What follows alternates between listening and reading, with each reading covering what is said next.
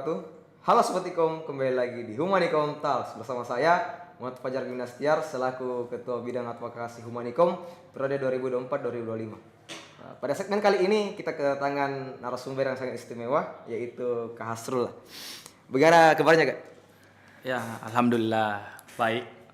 Jadi mungkin bisa disampaikan dulu ke latar atau backgroundnya ini Kak ke teman-teman. Ya, bismillahirrahmanirrahim. Assalamualaikum warahmatullahi wabarakatuh. Jadi saya alhamdulillah hari ini atas nama Hasrul diamanakan sebagai Presiden Badan Eksekutif Mahasiswa Universitas Negeri Makassar periode 2024-2025. Kebetulan saya besar dan lahir dari Kabupaten Jeneponto. Jadi itu tadi sedikit penyampaian dari Kak Hasrullah, yang dimana Kak Hasrullah ini adalah Presiden Mahasiswa dari Universitas Negeri Makassar. Ya. Pada segmen kali ini kita akan membahas tema yang sangat menarik tentunya, yaitu gerakan mahasiswa dan perubahan sosial. Nah, di mana gerakan dan mahasiswa ini sudah tidak bisa terlepas karena sudah banyak gerakan yang dilakukan oleh mahasiswa itu melahirkan perubahan-perubahan sosial. Maka dari itu langsung saja kita tanyakan kepada narasumber kita bagaimana sejarahnya gerakan mahasiswa sehingga bisa terbentuknya nih gerakan mahasiswa sehingga bisa melahirkan perubahan-perubahan sosial Kak. Ya, jadi kalau kita cermati dari rentetan sejarah yang hadir berbicara tentang gerakan mahasiswa itu dia telah hadir bahkan sebelum hadirnya namanya kemerdekaan, bahkan sebelum hadirnya proklamasi yang dibacakan oleh Soekarno dan Bung Hatta pada saat itu. Gerakan mahasiswa dan pemuda ini sudah ada dari tahun-tahun sebelumnya. Misalnya hadirnya organisasi Budi Utomo pada 1918 misalnya, 1908 pada saat itu hadir suatu organisasi yang juga memiliki ide dan gagasan bagaimana bangsa ke depan.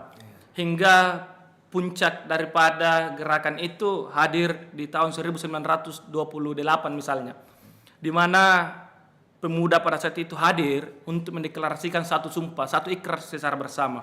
Nah, disinilah mulai hadir ide-ide tentang Indonesia ke depan. Jadi sudah ada bahasa Indonesia, tanah air Indonesia, hingga pertama kali dikumandangkan lagu Indonesia Raya pada saat itu. Nah, tidak hanya sampai di situ. Kalau kita cermati lebih jauh lagi bahwa ternyata 1928 ini yang kita selalu sebut sebagai Sumpah Pemuda itu memiliki visi yang sangat luar biasa ke depan. Mulai ada gagasan-gagasan persatuan pada saat itu yang terbangun antara pemuda dan mahasiswa dari berbagai antar pulau, dari Sulawesi, dari Ambon, dari Papua, dari Jawa, Sumatera, dan seluruh yang di bawah hari ini disebut sebagai Indonesia. Nah, itu salah satu awal mula daripada gerakan panjang daripada yang disebut sebagai mahasiswa dan juga pemuda saat ini. Nah, puncaknya itu ada pada saat antara pergulatan panjang antara kaum muda dan kaum tua untuk kesepakatan melakukan proklamasi kemerdekaan Indonesia. Di mana itu? Ya, pada tahun 1945. Di situ kaum muda mendesak Soekarno untuk secepatnya melakukan proklamasi kemerdekaan. Apa yang menandai misalnya kenapa pemuda pada saat itu ingin melakukan pembacaan proklamasi secepatnya? Karena informasi kemudian telah tersebar di kalangan masyarakat bahwa Jepang yang notabene-nya sebagai penjajah Indonesia pada saat itu ternyata telah menyerah pada sekutu yang di saat terjadi pengeboman di Nagasaki dan Hiroshima. Sehingga Jepang menyerah pada sekutu. Sehingga pada saat itu Indonesia ini bahasanya dia ada kekosongan, kekuasaan. Tidak ada lagi penjajah pada saat itu. Nah, makanya kaum muda bahwa ini adalah momentum yang sangat luar biasa gitu.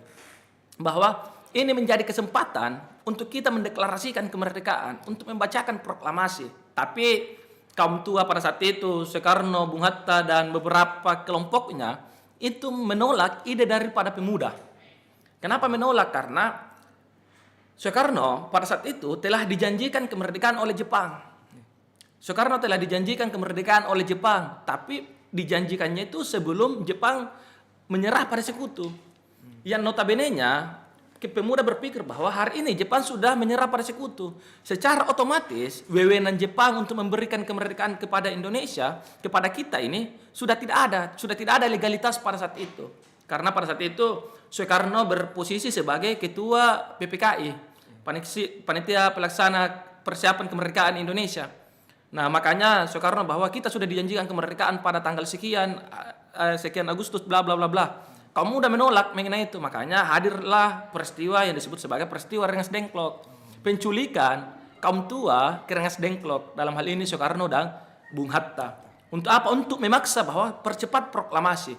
Makanya di Rengas Dengklok itu ada pembacaan proklamasi di tanggal 16 Agustus. Jadi tanggal 16 Agustus itu ada pembacaan proklamasi. Tapi belum dianggap sah, karena apa? Bukan seluruh masyarakat Indonesia menyaksikan. Cuman sekelompok kaum tua dan kelompok-kelompok pemuda ini yang menculik kaum tua pada saat itu. Dipulangkanlah Soekarno dan Bung Hatta.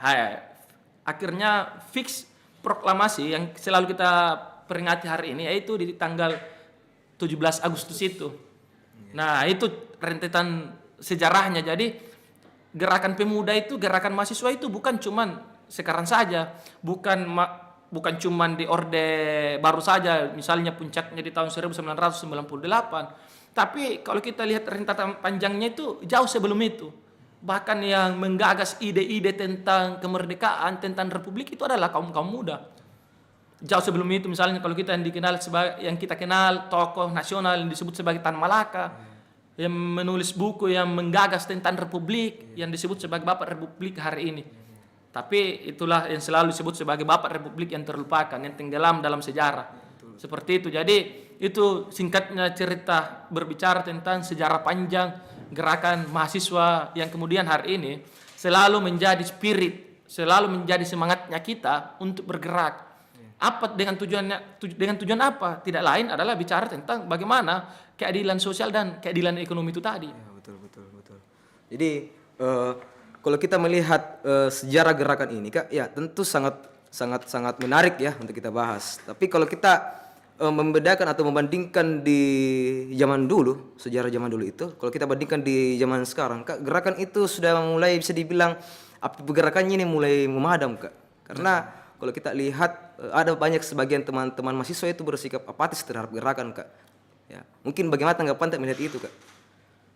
Nah, ini adalah sebuah kondisi yang real juga di lapangan. Maksudnya kondisi real di lapangan bahwa hari ini hampir seluruh organisasi misalnya yang selalu mewadahi tentang gerakan mahasiswa itu mengalami yang disebut degradasi. Terdapat degradasi yang luar biasa. Ini juga saya selaku Presiden BEM menganggap bahwa ini adalah tantangan tersendiri bagi kita. Ini menjadi tantangan tersendiri untuk kita ini yang aktif di organisasi kemahasiswaan misalnya, melihat kondisi realitas yang terjadi. Memang kita menutup kemungkinan bahwa gerakan sosial hari ini, gerakan mahasiswa hari ini dalam menyuarakan aspirasi-aspirasi rakyat, dalam menanggapi kebijakan-kebijakan pemerintah yang tidak pro terhadap rakyat itu memang mengalami degradasi, baik secara kuantitas maupun secara kualitas. Tapi percayalah bahwa masih ada di antara kita semua ini yang memiliki kesadaran tentang betapa pentingnya bergerak. Karena apa? Karena kalau kita hari ini misalnya memiliki kesadaran bahwa ternyata ada kebijakan yang tidak pro terhadap rakyat, ada kekuasaan yang dilaksanakan secara semena-mena, tapi kita tetap acuh, yakin dan percaya, masyarakat akan terus tertindas. Maka tugas kita hari ini selain menjaga api spirit semangat gerakan itu tetap ada, juga memiliki tanggung jawab moral untuk melakukan yang disebut sebagai intelektual organik. Nah, intelektual organik ini dalam teorinya Antonio Gramsci adalah bagaimana kita memberikan satu penyadaran, menanamkan kesadaran pengetahuan kepada kelompok-kelompoknya kita. Dalam hal ini misalnya kelompok mahasiswa, kemudian setelah itu merangkul masyarakat. Nah, beberapa misalnya kalau kita melihat faktor apa yang sebenarnya mempengaruhi hadirnya degradasi. Salah satunya adalah kurangnya semangat untuk bergerak. Kedua, gerakan kita hari ini kadang seharusnya kita mengharapkan simpati masyarakat, tapi justru yang kita dapat adalah antipati daripada masyarakat. Justru masyarakat yang memberi sumpah serapah, justru masyarakat yang memberi caci maki. Padahal yakin dan percaya saya dengan teman-teman misalnya yang sering bergerak, tidak lain dan tidak bukan adalah untuk kemaslahatan kita bersama, bukan sebatas kemaslahatan mahasiswa, bukan untuk keberlangsungan mahasiswa, juga adalah untuk keberlangsungan masyarakat secara umum seperti itu. Ya, kalau kita melihat ini degradasi yang terjadi di kalangan kita sebagai mahasiswa, Kak, bagaimana kira-kira ini caranya Kak untuk mengorganisir semua teman-teman, mengagitasi teman-teman supaya ikut andil dalam aksi demonstrasi, Kak, supaya peka juga terhadap isu-isu yang terjadi di negara kita. Bagaimana caranya itu, Kak? Nah, jadi seperti yang saya katakan tadi bahwa ada beberapa cara yang bisa kita lakukan secara bersama. Misalnya tadi sempat saya singgung bicara bagaimana teori yang disampaikan yang cukup masih relevan dan bisa kita lakukan, yaitu Antonio Gramsci intelektual organik. Kita yang memiliki kesadaran misalnya bahwa gerakan itu penting, advokasi itu penting, juga sembari kita bergerak kita harus merangkul teman-teman yang lain. Karena beberapa teman-teman itu kadang tidak bergerak bukan karena sebatas apatis, tapi kadang dia tidak memiliki pengetahuan di dalamnya. Dia tidak tahu tentang isu apa yang berkembang. Apalagi hari ini sudah banyak istilah-istilah FOMO, ikut-ikutan dan lain-lain. Teman-teman misalnya yang ikut bersama-sama turun ke jalan, malah dicaci maki misalnya. Banyak teman-teman yang sampaikan hanya sebatas FOMO dan lain-lain sebagainya. Padahal penting, minimal apa? Minimal melibatkan diri. Karena sekarang sudah banyak istilah-istilah yang kayak tidak familiar di kalangan mahasiswa. Kita ikut-ikut terlibat disebut sebagai FOMO. Padahal memang kita juga mengerti bahwa ini memang berdampak bagi masyarakat. Aksi kita bukan karena FOMO semata, bukan sebatas hal-hal yang bersifat FOMO, bukan hanya sebatas ikut-ikutan. Memang ini berdampak langsung terhadap kita dan juga terhadap masyarakat. Makanya perlu memberikan satu pengetahuan, perlu memberikan satu pemahaman kepada mahasiswa secara umum.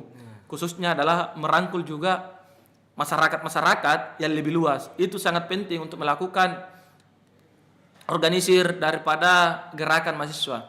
Yang kedua adalah bahwa selain kita melakukan intelektual organik, teman-teman juga perlu melakukan namanya reformulasi gerakan. Bagaimana maksudnya reformulasi gerakan, khususnya kita di Makassar misalnya? Gerakan kita cenderung metodologisnya itu monoton. Maksudnya bagaimana metodologisnya itu monoton? Hampir kita sering temui misalnya, kita aksi konsolidasi sampai tengah malam, aksi di esok hari, dan aksinya itu kadang sampai malam. Sampai malam akhirnya chaos dengan aparat penegak hukum dalam hal ini pihak kepolisian. Belum lagi kalau kita contoh misalnya paling rawan yang ada di Makassar. Bukan cuma kita kontak fisik antara pihak kepolisian, tapi antara mahasiswa dengan masyarakat secara umum. Ini yang paling sering. Makanya ini perlu namanya reformulasi gerakan. Perlu bagaimana membuat satu metodologis gerakan baru. Karena apa? Saya selama 6 tahun misalnya, sekitar 4 tahun lah aktif dalam dunia advokasi seperti ini. Itu melihat pengalaman bahwa kalau kita misalnya chaos sampai malam, aksi sampai malam, akhirnya terjadi benturan antara mahasiswa dengan pihak kepolisian. Kemudian teman-teman ada yang ditangkap, salah satunya teman-teman ada yang ditangkap, yakin dan percaya gerakan yang seharusnya jangka panjang itu berhenti seketika. Karena apa? Fokus kita bukan lagi tentang mengadvokasi isu-isu ini yang terjadi, contoh isu-isu nasional, kenaikan BBM, kenaikan pajak yang baru-baru ini misalnya, tapi kita mengalihkan seluruh pandangan, mengalihkan seluruh fokus untuk apa? Untuk mengawal teman-teman ini yang ditangkap, yang tindakan represif dan lain sebagainya. Makanya saya perlu bahwa barangkali ini juga kecenderungan kita yang metodologisnya gerakan yang monoton sehingga kurang mendapat simpati daripada mahasiswa. Tidak ada pernah kemenangan-kemenangan dalam gerakan yang pernah dirayakan seperti itu. Maksudnya apa? Karena setiap gerakan kita seolah-olah bahwa ujung-ujungnya aksi sampai malam, bentrok dengan pihak aparat maupun dengan masyarakat. Padahal dengan tujuan yang sama bahwa ya tidak lain adalah untuk masyarakat secara umum. Tapi kan masyarakat tidak tahu seperti itu. Yang mahasiswa pun yang tahu bahwa ya daripada aksi capek-capek, akhirnya malam chaos ditangkap tidak ada hasil. Makanya bahwa hari ini PR kita bersama adalah melakukan reformulasi.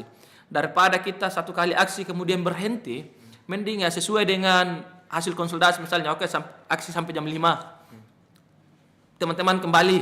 Jadi kita memang pulang secara tertib. Karena apa? Tujuannya aksi itu adalah selain untuk menuntut kekuasaan, untuk menuntut pemerintah, juga untuk menyampaikan kepada masyarakat secara umum bahwa aksinya tujuannya seperti ini. Makanya pulang, misalnya jam 5, oke kita pulang sama-sama secara tertib. Kemudian lakukan evaluasi dan konsultasi, kemudian kembali aksi supaya jangka panjang. Itu yang hari ini kurang kita lakukan, karena sekali aksi, ya aksi terus. Aksi sampai tengah malam, akhirnya chaos, dan itulah tadi yang saya sampaikan.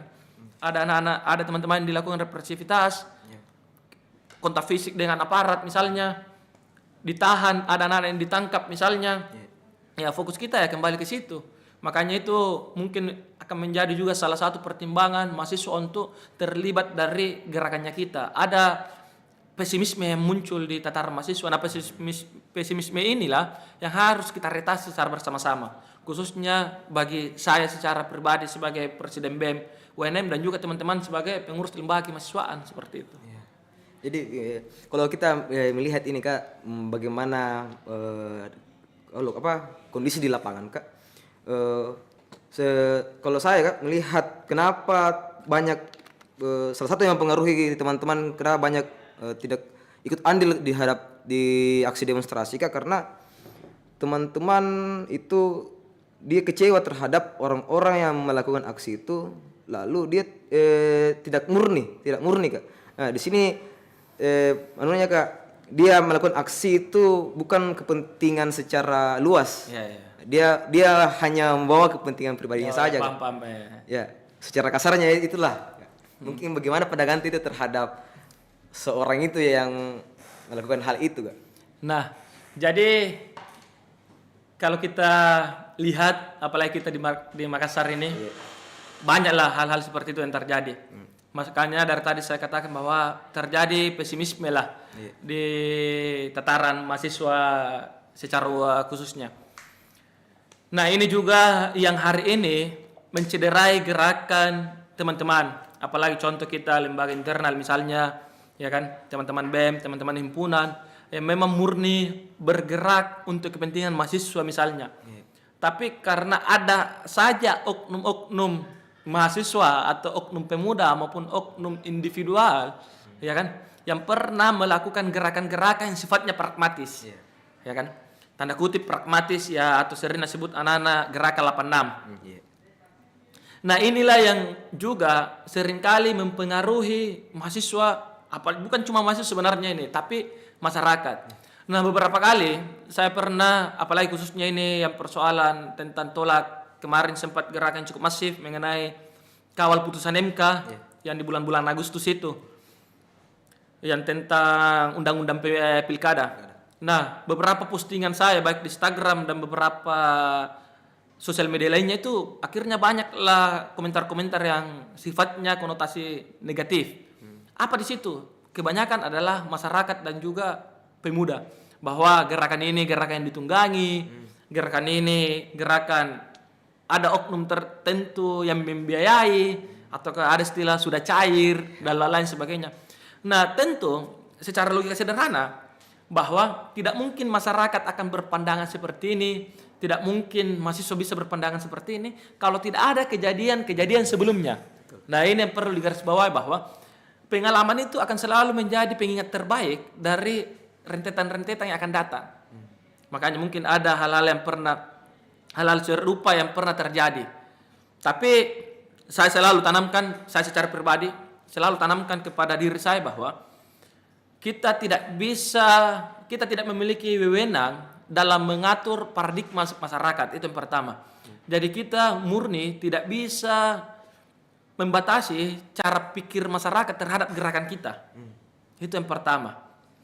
Tugas kita apa? Apa yang wewenang kita hari ini? Wewenang kita hari ini ya terus bergerak saja. Sekalipun itu dianggap sebelah mata oleh masyarakat misalnya, dianggap bahwa ada kepentingan secara pribadi misalnya, maupun bahwa ada gerakan-gerakan pragmatis, ya kita tidak bisa membatasi penilaian seperti itu. Tugas kita hari ini apa? Ya tetap saja karena kita ini adalah mahasiswa, di mana kita dikenal sebagai kelompok intelektual yang akan mengantarkan pada kebenaran. Nah, kita tentu gerakan kita berlandaskan dan berdiri pada apa yang kita anggap benar. Itu saja. Jadi tugas kita ya mengabaikan daripada pandangan masyarakat itu kalau memang kita tidak melakukan hal serupa. Nah, caranya mengkonter misalnya karena ada saja oknum-oknum yang melakukan gerakan-gerakan seperti itu. Nah, caranya adalah teman-teman harus terus bergerak. Karena apa? Gerakan-gerakan pragmatis itu hadir untuk apa? Untuk menahan mereka untuk tidak bergerak. Biarkan mereka ini berhenti dengan gerakannya. Dengan gerakan-gerakan pragmatisnya misalnya telah mendapat keuntungan pribadi dan lain-lain, biarkan. Kita tetap pada pada jalur yang memang hasil kajiannya teman-teman dianggap benar dan demi kepentingan masyarakat. Itu saja. Ya, betul. Tugas kita hanya sampai di situ. Kita tidak bisa membatasi penilaian masyarakat. Kita juga tidak bisa melarang orang-orang melakukan gerakan pragmatis karena dia juga memiliki cara pandang tersendiri misalnya. Ya kan? Kita hari ini pokoknya kita tetap saja bergerak sembari merangkul dan memberikan kesadaran kepada teman-teman dan masyarakat secara umum. Seperti itu saja sebenarnya yang perlu kita lakukan hari ini. Iya, karena kalau kita melihat stigma-stigma masyarakat terhadap aksi demonstrasi itu memang sangat-sangat buruk nih. Karena suatu hal itu yang kita bilang. Maka dari itu memang kita perlu untuk mengreformasi ini pergerakan. Kita harus menghadirkan gerakan-gerakan yang baru. Dan kalau kita lihat di lapangan memang betul bahwa kita konsolidasi sampai tengah malam, lalu kita melakukan aksi esok harinya dan esok harinya itu dadang. Ya, sampai malam biasa. Iya. Maka dari itu kalau kita melakukan aksi terus-terusan dan tidak sampai malam, tidak sampai chaos, kita aksi damai saja, tetapi berkelanjutan ya pasti kan akan merubah suatu perubahan sosial kata. Iya. Jadi untuk teman-teman di luar sana,